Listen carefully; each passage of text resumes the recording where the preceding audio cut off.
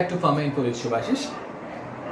Today we are dealing with the same topic, that is 3D QSR. I believe you might have gone through the the previous video of 3D QSR and all. So there we found that what for 3D QSR came into existence, right? There was some problem with this 2D QSR, or else in order to make it more, promising, more illustrative, more extensive, they just added another dimension to this 2D QSR, right? And in case of 3D QSR, the primary thought was, or rather, it revolves around the assumption that it is the drug response, right, that totally depends on mostly this size, shape, at the same time electronic features, right? So these are the few features, essential features, which are dominating the process of biological response and all, right? Okay. So now the thing is that, so there we found what 3D QSR, how the process is running and all, right? So there we found that the primary requirement of this 3D QSR is what are the structures that you are going to incorporate in the study. Okay. The first and foremost, they should interact with the target in a similar manner. At the same time, they should have near equal this pharmacophore, right, or pharmacophoric features, I should say, right? So that means the pharmacophore of one compound should match with the pharmacophore of the other compound, right? That is another requirement. And more or less, whatever interaction that they are assuming, those interactions are found to be exclusively non-covalent, right? So these are the few things on which 3D QSR is running and all. So these are the requirements. So what are the compounds that you are going to take? They should, as long as they are interacting with their target in a similar manner, you can incorporate them in 3D QSR study, right? Okay, chalo. So that means first and foremost, you have to develop a pool of compounds and all, right? The compounds, those are synthesized, the compounds, those are biologically evaluated. That means the biological data, at the same time the compounds, that means the structural profile is there with you, right? Okay, sure. So with these two things, that means the structures, at the same time they are corresponding, biological data, you have to run the show, right? And the methods includes what? First and foremost, you have to define what? The steric as well as electrostatic field. What I told? That means it's a correlation study. So they are correlating the change in biological activity with the change in steric as well as the electrostatic field. This should be the observation, right? This should be the motto behind running 3D QSR. That means any change in the biological response relates to the change in steric as well as electrostatic field. That day only in my last video, I discussed about the field and all, what exactly field stands for. And here in 3D QSR study, so many field calculations need to be carried out, right? Chalo. Now the thing is that in case of 3D QSR, as I said, that first and foremost you have to collect a pool of compounds and all. So the moment you are done with the compound collection as well as their biological data, right, you have to just segregate them in two different sets, right? The first set is both start with this T and all. So one is found to be the training set, the other one is found to be the test set, right? So these two sets, right? So suppose we have 100 compounds, right? So under training set we have to keep 80 compounds, under test set we have to keep 20 compounds, right? Okay. In addition to this, at the end of the show, once you are with this model, you are with the 3D QSR model and all, you can test the model with some other compounds as well, some foreign compounds as well, right? It's not that it is restricted within this 100 compounds only, right? Then that we'll see later on, right? So now the 80 compounds, at the same time 20 compounds, right? Okay. As I said in my last video, that so what are the compounds that you are incorporating in the training set, right? That means you have to deal with so many variables and all, right?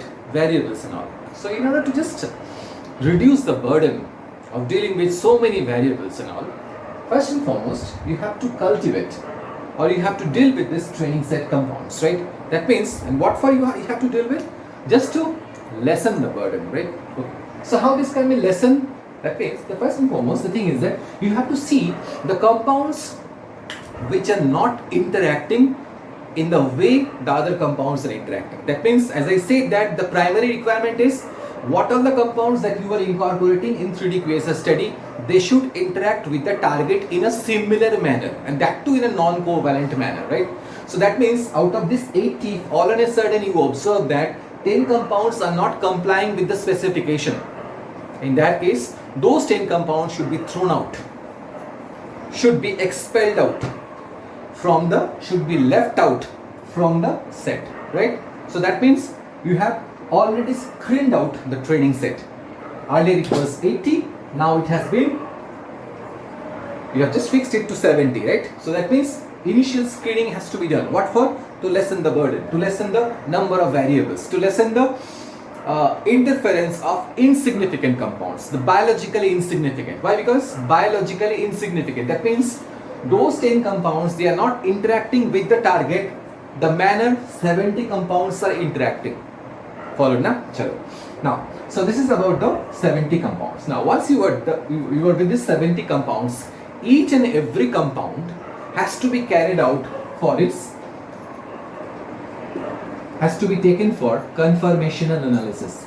I should not say has to be carried out, has to be taken for conformational analysis, right? Conformational analysis. Now what for you are after the conformational analysis? Conformational analysis, that means with this analysis you can find out, you can trace the compound, trace the orientation which is supposed to be the bioactive orientation.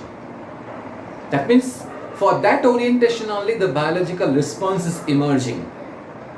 As I said, see, when you are dealing with this pharmacophores and all, the definition says the spatial arrangement of what?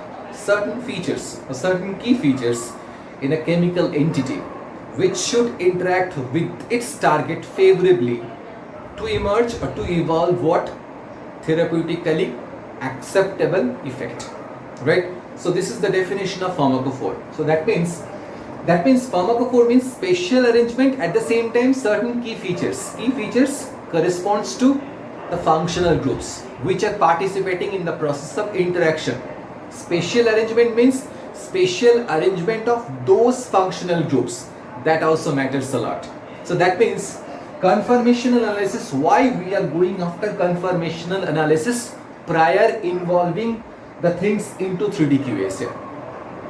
Conformational analysis has to be done to isolate the compound which is found to be least energetic, most stable, deemed to be the one through which we are getting the biological response. Got my point? Chalo. So conformation analysis, for what it should be done? That means assuming that out of several orientations, one of the orientation is accepted by the receptor, or rather one of the orientation with which you are going to get the optimum response which you are after. A drug can appear in so many orientations, but unfortunately all the orientations cannot give you the same magnitude of effect. The magnitude of effect will differ from orientation to orientation. So that means you have to search for that orientation which is likely to give you the highest level of biological response. And for that very reason only, conformational analysis has to be conducted. It is out of this analysis we are going to get the orientation, or the orientation of that compound which is likely to be the orientation which you can find which you can find in a real what we can say, which you are expecting, right? Which you are expecting in real sense, right? In real sense. Chalo. So now the thing is that, so it is conformation analysis has to be carried out for each and every compound. So once you are done with this conformation analysis, that means you have already got the conformer of interest. That means now we have to deal with, out of so many conformers, a single conformer has to be chosen, and that conformer is likely to be the conformer which has to be considered for the drug receptor interaction, right? Chalo. So that means from each and every compound the best conformer has to be chosen, right? And the rest has to be subsided. Okay, so you have to keep aside the rest conformers. Only thing is that you have to deal with the conformer through which you are going to get the highest level of biological response, right? And for that very reason only, conformational analysis is found to be one of the key steps involved in 3D QAS, right? Chalo. Now the thing is that, so once you are done with this conformation, conformational analysis. Then the next move is to find out the pharmacophore.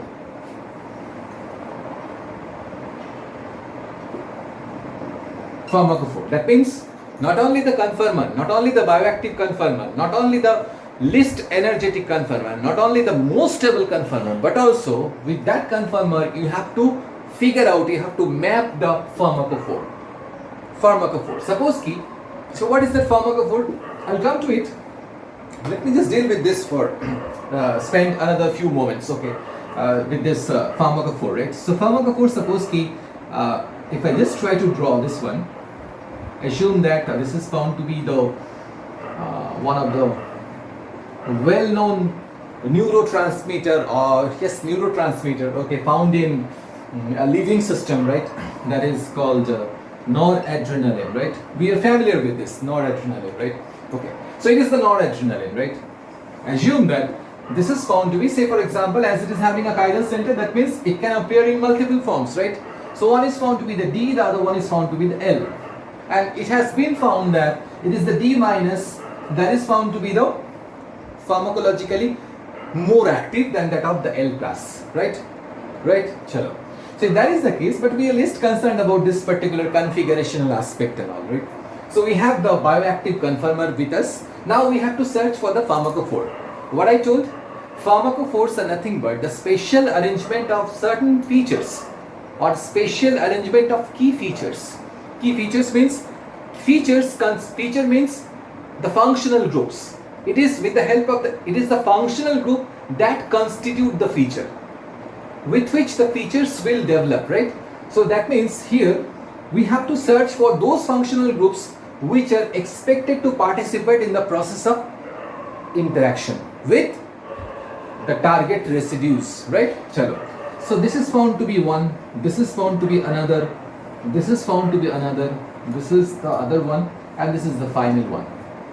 So these are the locations, these are the functional groups and their corresponding spatial arrangements which are likely to participate in the process of drug receptor or ligand receptor interaction. And finally, if the interaction will be is found to be formidable enough, if the interaction is found to be well enough, and then you can expect a therapeutic effect, desired therapeutic effect, right? Okay, chalo. So out of this interaction, that means all on a sudden, if you find that the hydroxyl has been displaced from here to here, you are not supposed to get, you cannot avail the interaction which is likely to be possible here, right? So that means pharmacophore. So that means this is one of the point, this is another point, this is another point, this is another point, sorry, not this one, this is another point, and this is another point, right? So these are the various points, right, which are found to be important, or rather the point of contact, the point of attachments. That means here only the interaction will be met.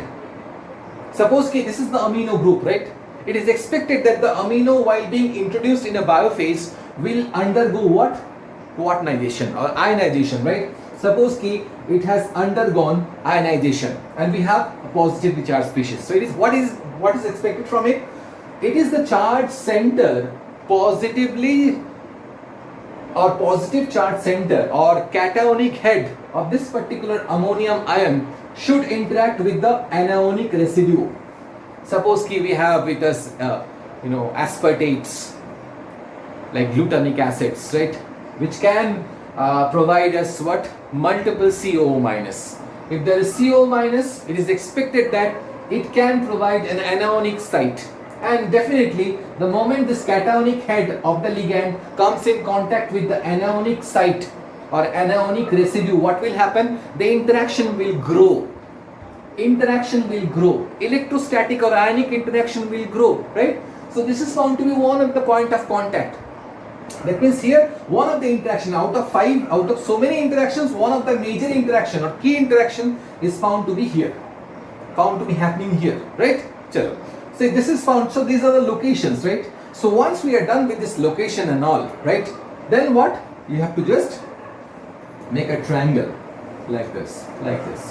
So if we just make it, let me just make it more legible, right? Now assume that we'll just present this hydroxyl or represent the hydroxyl as a single point. Single point. We have a phenyl here, we have a hydroxyl here, and we have a quaternary ammonium here. Now we have to connect them. You have to connect them. Okay, connect them all together, right? So connection, how this can be made? Something like this. It can be like this. It can be like this. It can be like this. It can be like this. It can be like this as well. I have just connected them all together. That means all are found to be important. If I just, if they will fall apart, what will happen?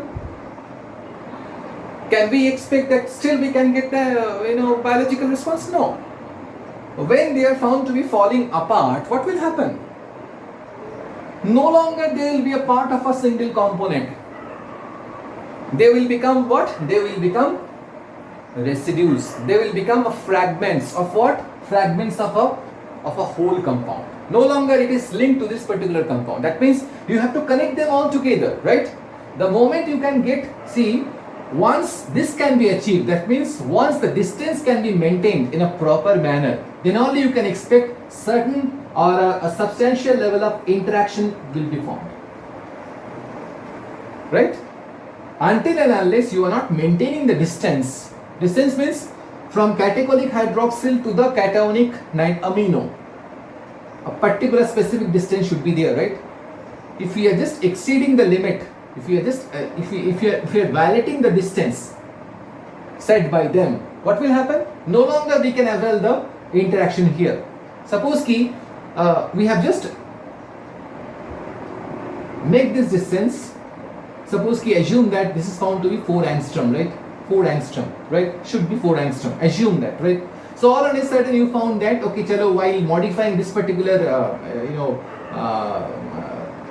area, so you have just made it 6 angstrom. So no longer it will be here. It has been shifted from here to here. That means you have just, the distance has found to be increased, right? Okay, now the distance is found to be more. Distance is no longer within the limit, that is 4 angstrom. It has been extended to 6 angstrom. So you cannot, but in a similar direction, can we expect that the aspartate with which this ammonium is interacting, the aspartate will change its position from here to here? No. As it is a part of a receptor, it cannot change its location. The location of the aspartate will remain same only. The aspartate is still waiting to grab the ammonium.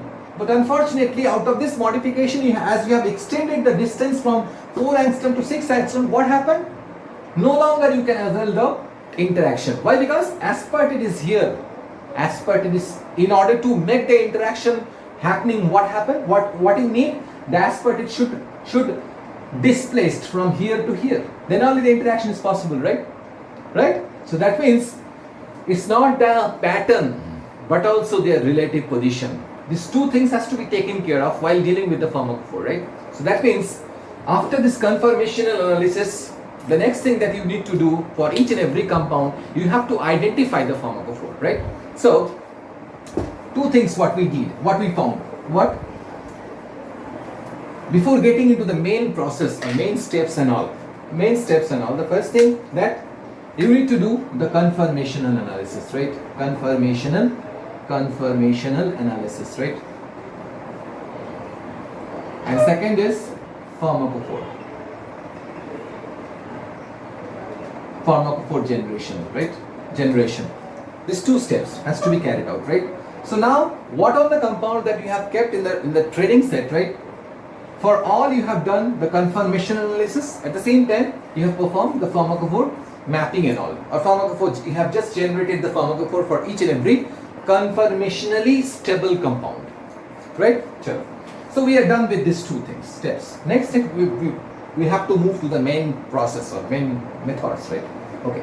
As I said in my last video, that means the methods which are used in 3D QAs and especially in COMFA, right? COMFA, that is comparative molecular field analysis, one of the method, right?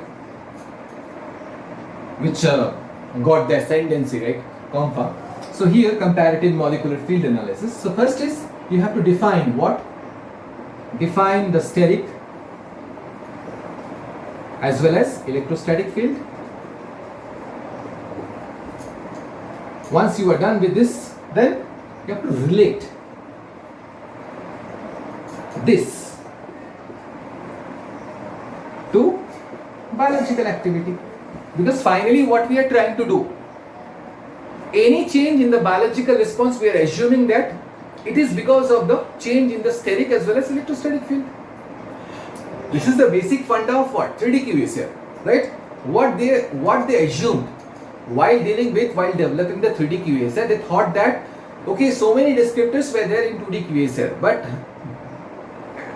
at the end of the show, what they thought that it is basically the size, shape, and electronic distribution which is playing a pivotal role in the process of emerging or developing the biological response, right? Okay, so that was the story. Okay, so and that is why first you have to define the steric as well as electrostatic field, and then the second step is you have to relate this to biological activity, right? Relate these fields to biological activity. So now, as I said that in COMFA, they are using what? Grid. Grid is nothing but a pseudo receptor, and grid comprised of so many lattice points and all, right? Grids with which we are basically in 3D QSR grid is used. At the same time in molecular docking also they are using grid, right? In case of 3D QSR, the purpose behind using the grid to just determine or measure the what? Measure the properties, measure the molecular properties, right? Chalo. So the properties can be electrostatic, the properties can be steric, the properties can be hydrophobic as well, right? So many properties are there, right? So with the help of this grid, we are just determining the properties and all. We are just measuring the properties and all, right? Chalo. So now the next thing is what? So once you are done with the conformation, that means now the compound in its stable conformer, that need to be considered. The rest has to be ignored, right? Kept aside, right? Okay. So that means you have to deal with the conformer which you have identified through conformation analysis, and subsequently you have to deal with its corresponding pharmacophore, right? Okay. Now what next? Next you have to place.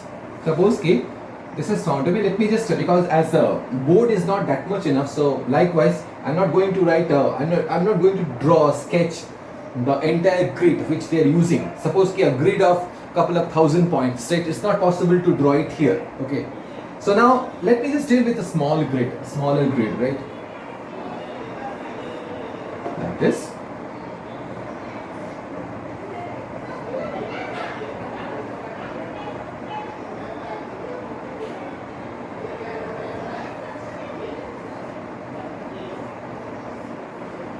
Like this, right? Okay.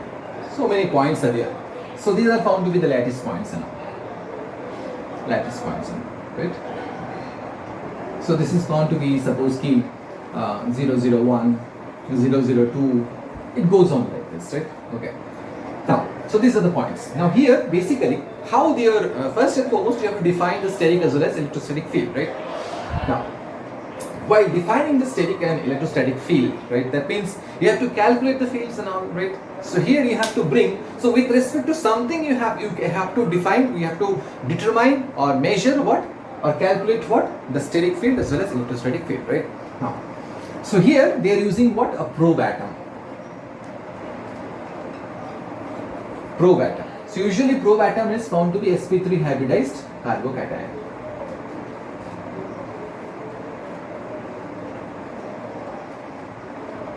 Carbocation, right? Okay. So within this grid, suppose right now I have just position. So you have to fix the position. What? Fix the position of this probe atom.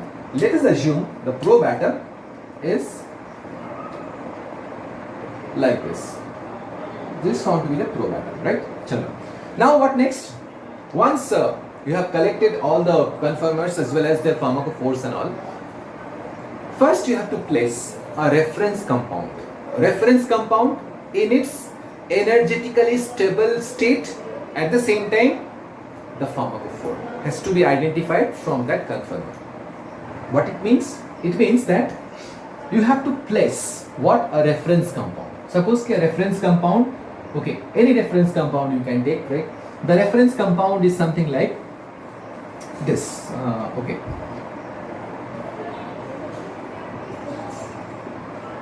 Hydroxyl, the one which I discussed, okay, few minutes back. This found to be the reference compound, right? Okay, and we have I have just placed the reference compound within the grid, right? Now I have to deal with what? The pharmacophore. No longer I have to deal with the each and every element, each and every atom which constitute the compound, right? Rather, I have to deal with what? I have to deal with the pharmacophore. So I have to find out the pharmacophore. So now this is the pharmacophore. Suppose this is the pharmacophore and I have just joined it. Like this. In this way I have just joined it, right? Chalo. So this is the pharmacophore, right? Okay. So after that what I need to do, I have with me 70 compounds or 70 conformers, right? I have with me the pharmacophores for each and every conformers for each and every compound. Now what next you have to do, that is you have to bring or you have to align each and every conformer for each and every compound, okay, on top of this reference compound. On top of this reference compound, right? Each and every compound in its conformationally stable state and its corresponding pharmacophore has to be aligned on top of this reference compound, right? Chalo. So while aligning, suppose I have started the process with the first one, right? I have aligned it, and you have to align the first compound or the compounds which you have put in the training set in such a way so that the pharmacophore of each and every compound should match with the pharmacophore of the reference. That means alignment should be done. Alignment of what? Alignment of each and every compound incorporated in the training set should be done in such a manner so that compound and its corresponding pharmacophore should match with the pharmacophore of the reference compound. Alright? So any change in the, any mismatch yields what? Yields a wrong result, yields a poor model, right? So that means you have to take care, so that means the precaution has to be taken in such a manner so that you make sure that whatever compounds or whatever training set compound that you are going to incorporate on top of this reference compound or reference pharmacophore, they should match in a significant manner, right? It should match with the reference pharmacophore in a significant manner. If there is maximum mismatches, what will happen? Definitely, and here, no biasness. You are not supposed to put, you're not supposed to incorporate any kind of biasness here, okay? The moment you are incorporating the biasness here, what will happen? Suppose one pharmacophore is not at all matching with the reference pharmacophore. You have just made an alteration. It's not that like that. You have to be very honest in the process of alignment, right? So alignment has to be done in an unbiased way and in such a manner so that all the pharmacophores of the compounds which are for this training set, okay, which belongs to the training set, should match with the reference pharmacophore, right? Okay. So now what next? Next is, the moment you have aligned this one, next is what? You have to calculate what? The steric as well as electrostatic field for each and every compound, right? You have with you the 70 compounds, right? So how this calculation can be done?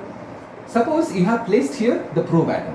You have to change the location of the probe atom and you have to cover each and every point, each and every lattice point, right? So suppose now the probe atom is here, like 001, right? Now placing the probe atom here, and you have already aligned the each and every compound on top of this reference pharmacophore. It is occupying a certain position of this particular grid, right? So that means now you have to calculate the steric field as well as electrostatic field. Got my point? Now the next, so with respect to this probe atom, with respect to the position of the probe atom, okay, in each and every point you have to calculate what? So that means the probe atom has to be moved from each and every point that is there in the grid, okay, and with respect to this probe atom, in each and every point the steric as well as electrostatic field has to be calculated, right? So these two fields, that means steric as well as the electrostatic field, both the fields need to be calculated by placing a probe atom. So with respect to the position of the probe atom, you are calculating what? The steric field as well as the electrostatic field of what? The compound. The compound. No longer it is a compound because now you have to deal with the pharmacophore, and we are assuming that the pharmacophore of each and every compounds taken in the training set, okay, matches well with the reference compound, right? So now the steric as well as electrostatic field has to be calculated. So that means now we have suppose ki at this point we have got a value. Now the next move is you have to displace or you have to change the location of this probe atom. Now initially it was here, earlier it is here, it was here, now we have just moved it to here, like this. We have got a different value here. Now after that you have just taken the probe from here to here, right? So here also you have got a different value. So each and every value has to be tabulated, right? Suppose ki I am just writing here S001, S002. In a similar way, here I can write like E001, E002. What is E? E means electrostatic field, S means steric field. So that means at each and every point, suppose this is found to be the point number 1 and we have got a value of 0.56. This is found to be the steric field, right? Steric field. Okay, chalo. So with that we are done with the whole calculation, whole lot of calculation. That means the steric field as well as the electrostatic field has already been defined. Now you need to correlate. The next step is you need to correlate these fields to the biological activity. And for that, the tabulation has to be made. That means we have with you the biological activity, and in the table itself you are just putting what the values for each, the values which are obtained for each and every point, each and every grid points, right? Okay. Now the next is what? The next is once you are done with this, all these calculations and all, the next is, so what we are expecting? So as far as steric field is concerned, when it is increased, a high value of steric field indicates what? That means the probe atom is in proximal vicinity of what? Of the compound under study, right? So that means when the probe gets closer to the compound, it means you are going to get a high steric value, a high steric field, right? Okay. In the same, as far as electrostatic field is concerned, right? Attraction as well as repulsion will grow, right? When the probe gets closer to an electron denser unit, what does it mean? When the probe atom gets closer to the electronically rich area of a molecule, what does it mean? It means that the value you are going to get is an increased value, right? That means the value will increase the moment probe gets closer to the electronically rich region of a compound. Why? Because the probe we have taken is a carbocation, sp3 hybridized carbocation, right? And as I said that within the molecule, within the compound, electronically rich regions are there, right? When the probe gets closer to the electronically rich region, what will happen? You are supposed to get a higher value of what? Higher value of electrostatic field, right? So same thing. And repulsion. Suppose the probe is found to be far away from the compound. What does it mean? You are not supposed to get a high value. Why? Because no attraction, only repulsion. Why? Because this is found to be this is found to be the electronically less denser region of the compound. So what will happen? Electronically less denser. So what does it mean? Probe is being a positively charged species, definitely it will not get attracted by the electronically less denser area. So as a result of it, what will happen? It is assumed that you are not supposed to get a high electrostatic value, right? So this is about the steric value as well as electrostatic value, when it is found to be higher, when it is found to be lower, and all these things, right? Okay. Now, what next? The next is the calculation part, right? Okay. As I said that what you need to do in a step 2, you need to relate the biological activity to, that means any change in the biological activity relates to the change in the steric as well as electrostatic field. That you need to correlate, right? That means, okay, you need to relate the biological activity to the steric as well as electrostatic field. Sure. Now in case of 2D QAs here, what we observe that basically usually we are dealing with what? 4 to 5 descriptors, right? So for 100 compounds, if you are dealing with 4 to 5 descriptors, you can readily generate a multiple linear equation, right? So multiple linear regression is possible here. Multiple linear regression is possible in case of 2D QSL. Why? Because number of variables are found to be less. You can readily correlate them, the biological activity to the descriptors, to the parameters which are used, right, in case of 2D QSL, multiple linear regression. But what will happen in case of 3D QSL? Can we stick to this multiple linear regression? Can it be performed? Yes or no? No. Why no? See, as I said, just now you have found a small grid, right, which is not used in 3D QSL, right? In a real sense, in a real ground, definitely you will not find this much of small grid. For this phase constraint only, I have just this small grid was drawn, right? Okay. But in case of in a real ground, a grid is used which is having, say, a couple of thousand lattice points. That means around 2000 lattice points, right? So that means for each and every compound, 2000 lattice points, 2000 variables are there, because in each and every point you are not supposed to get the same steric value, same steric same electrostatic value. The value will get changed from each and every point, right? It may get same in multiple points, but it doesn't mean that in each and every point you are supposed to get the same value for the steric as well as electrostatic field. So that is why you have to deal with variables, and it depends on, say, for example, the size of grid determines that how many variables are possible, right? So suppose ki for a grid which is made up of couple of thousand points, that means couple of thousand variables are there, and you have taken 100 compounds, right? For a series which deals with 100 compounds, here number of variables far outweighs the number of what? Compounds. So definitely multiple linear regression will not work here. So in that case, another technique has to be dealt with. What is that? That is called partial least square, PLS. So here they are using another statistical method that is called partial least square method, right? So what is that all about, PLS? What exactly they are doing in PLS, right? Partial least square analysis, right? Square analysis. So what exactly they are doing here? Suppose we have taken 70 compounds in training set, right? So initially what they are doing, and it is based on the technique called LU. LU means what? Leave one out. Okay, leave one out. Okay.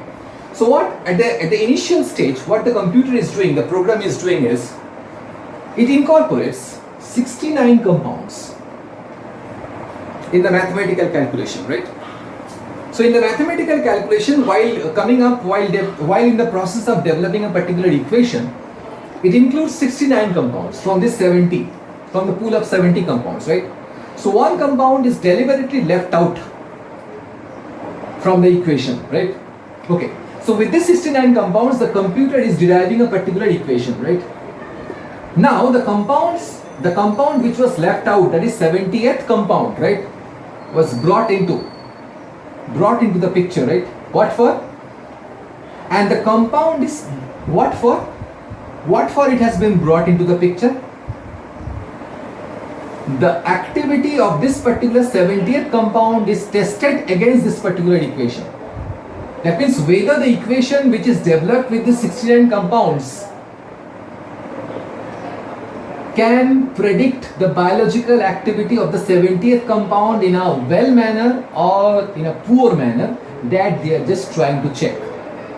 And the same process has to be repeated till we are left with not even a single compound. That means, so initially 69, another round of calculation has to be done with the same number 69, but here instead of 70th, the compound which was left out in the previous step, okay, was brought back, was incorporated again, and now the 69th compound has been thrown out, has been deliberately left out, and again the compound is striving to generate a particular equation. Okay, so once the computer is done with each and every compounds, okay, then a robust equation is developed, right?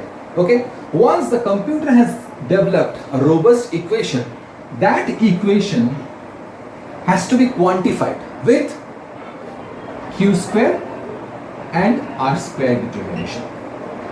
Quantified with q square as well as r square. So what is that q square? What is that r square? Q square is cross validated correlation coefficient. So q square is cross validated correlation coefficient, right? Coefficient. Whereas the r square is non-cross validated, right? Correlation coefficient. But here maximum importance has to be given to this q square, not to this r square. In case of multiple linear regression, we are concerned about the r square. If it is close to 1, then we can say the equation is found to be good, right? But here, though you can get, suppose ki while running a particular 3D QSA, you have got a r square value of 0.9, around 0.9, right? It doesn't mean that the model is found to be a robust model. The predictive ability of the model is found to be good enough, right? We cannot say simply with the value of this r square. Until and unless you are not dealing with the value of q square, it's very hard to predict the viability of the model. It's very hard to assess the model. It's very hard to define the quality of the model, right? So that means in order to assess the quality of the model, the q square value has to be taken into consideration, right? And what they are telling that if the cross-validated correlation coefficient value lies within the range of 0.3 to 0.6, then only there is a chance that you can get a significant model. If the value of this q square is found to be lying within the range of 0.3 to 0.6, that time we can say the model is found to be a significant model.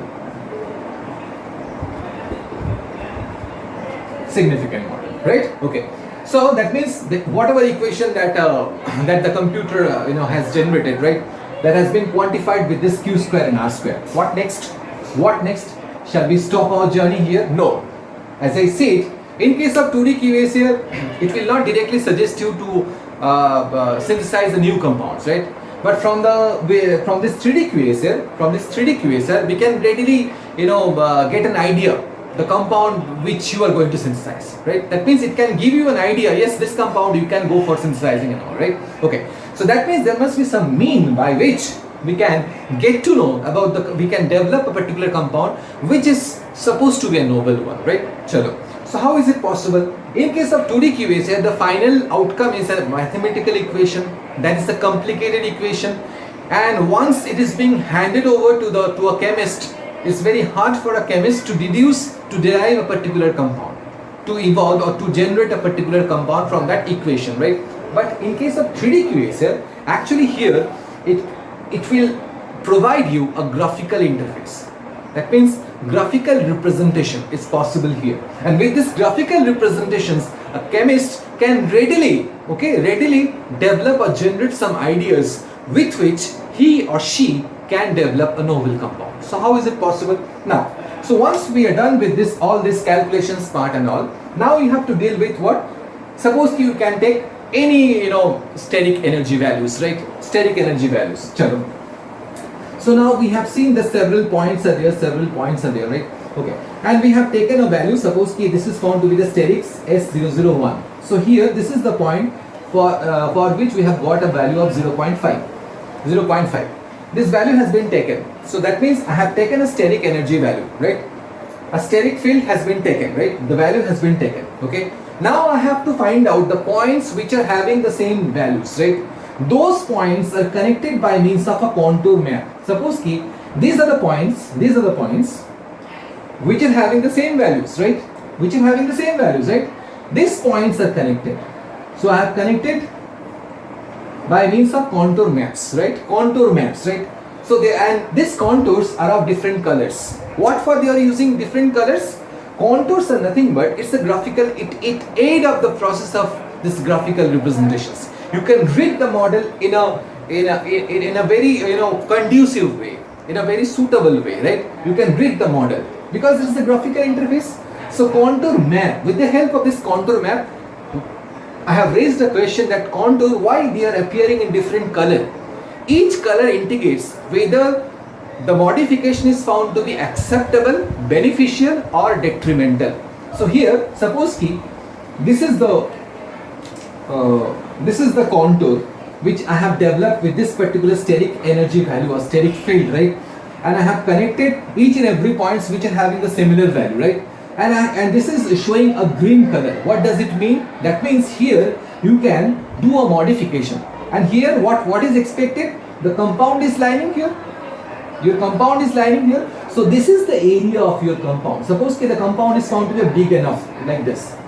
The big compound, the phenyl is here, right? And in this area you have found what? A green color, a green contour. What does it mean? That means here there is a scope for variation, and variation with a sterically bulkier group. That means here you can incorporate what? A bulky substituent. Why? Because here the contour is showing what? Green signal. A green signal is shown by the contour. The contour map, as it is showing a green color, that means this is the area where you can do the modification, and the modification pertaining to raising the bulkiness, pertaining to magnify the bulkiness, right? So that means here bulky group is found to be acceptable. So any insertion with a insertion of a bulky group at this area results in beneficial effect. It means suppose ki on the contrary, if this area is found to be red in color, what does it mean? I am dealing with what? Steric field, okay, red in color. What does it mean? So this is the area where you are not supposed to incorporate what? You are not supposed to raise the bulkiness. So that is why contours are appearing with different colors.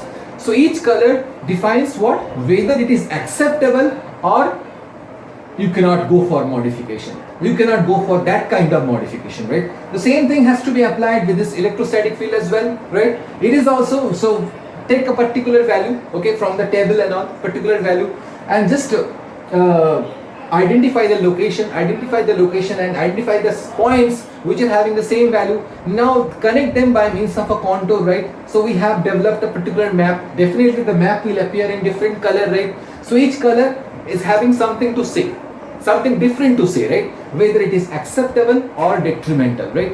Whether it is acceptable or detrimental, right? So this is the final outcome. That means with the help of this contour map, a chemist can readily develop what or design what? A compound. A compound, right? But the thing, one problem is there. One problem is there. So all the time, say suppose we have got a green color, right? Green color. In a straight way, blindly we can see green color means chalo, this is the area हम यहाँ पे bulkiness बढ़ा सकते हैं, right? But not all the time it is found to be scientifically acceptable. Scientifically acceptable. So what we are expecting?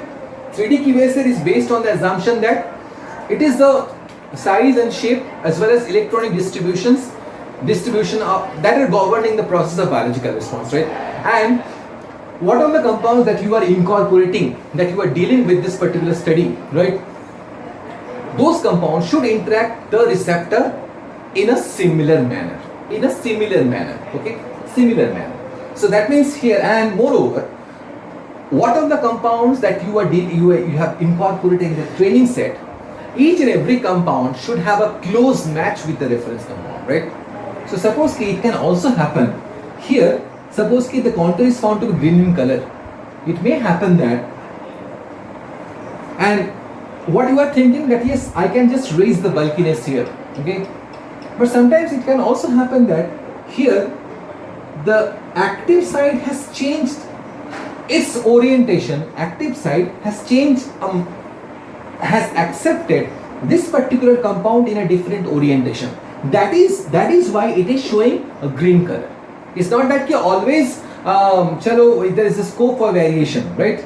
It can also happen that the active site has accepted the orientations which we have given, we have provided. Rather, it has accepted a different orientation.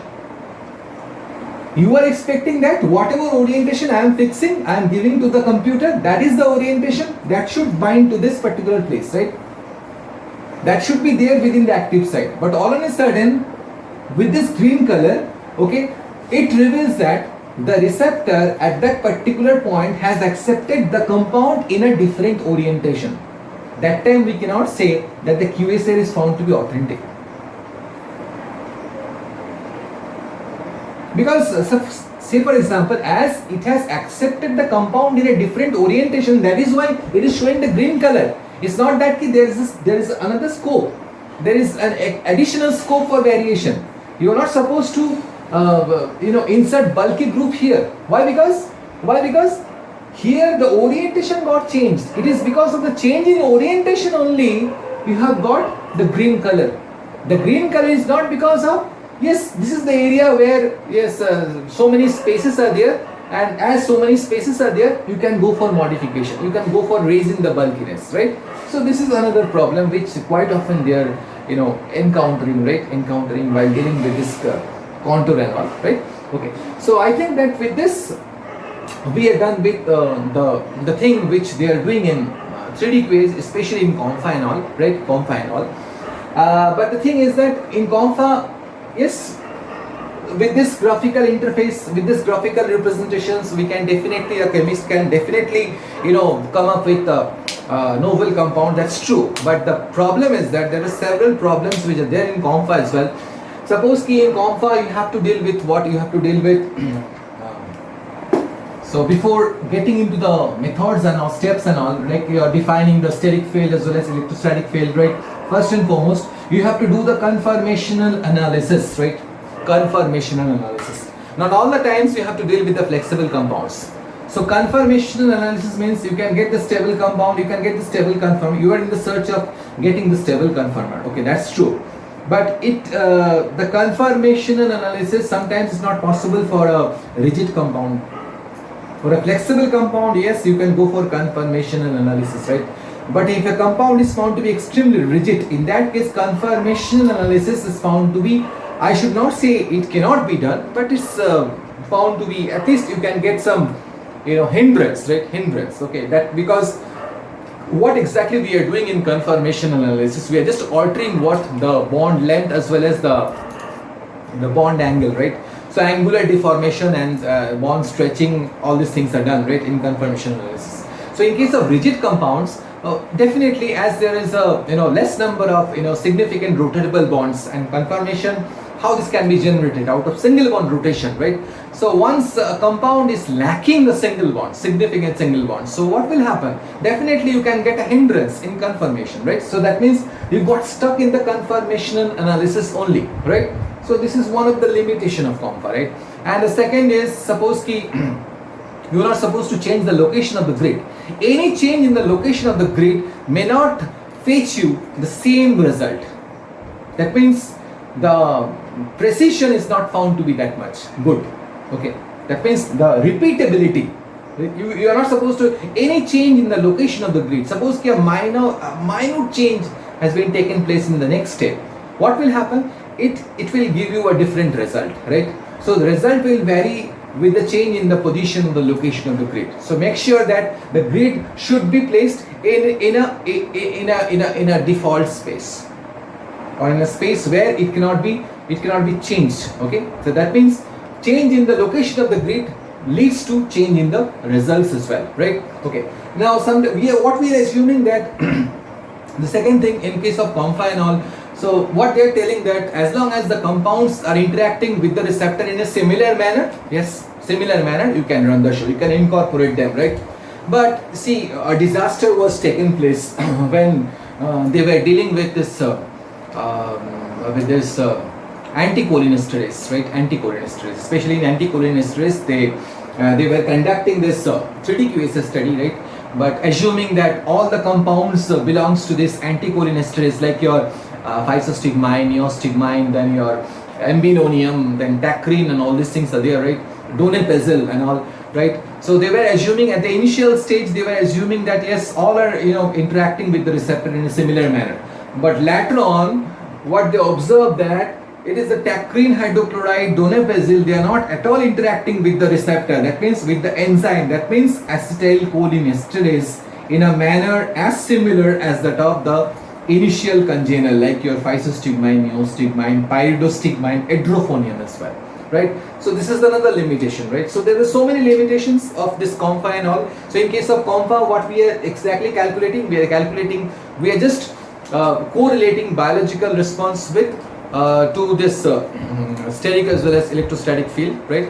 We have some other 3D QSL methods like your COMSIA, right? In case of COMSIA, COMSIA, right? COMSIA. So here also they are just calculating electrostatic field and steric field. In addition to this, hydrophobic field, they are also calculating hydrophobic field. But here, instead of taking this probe atom like sp3 hybridized carbocation, in order to deal with this hydrophobic field, you have to use the water molecule as a probe atom, right? Water molecule as a probe atom. And the subsequent things and the methods is found to be exactly same as that of this COMFA. That means here also they are using this PLS and all. Okay. Now we have with us few more 3D QSI technique like a hint, comma, all these things are there. Okay. I'm not supposed to deal with this. Okay.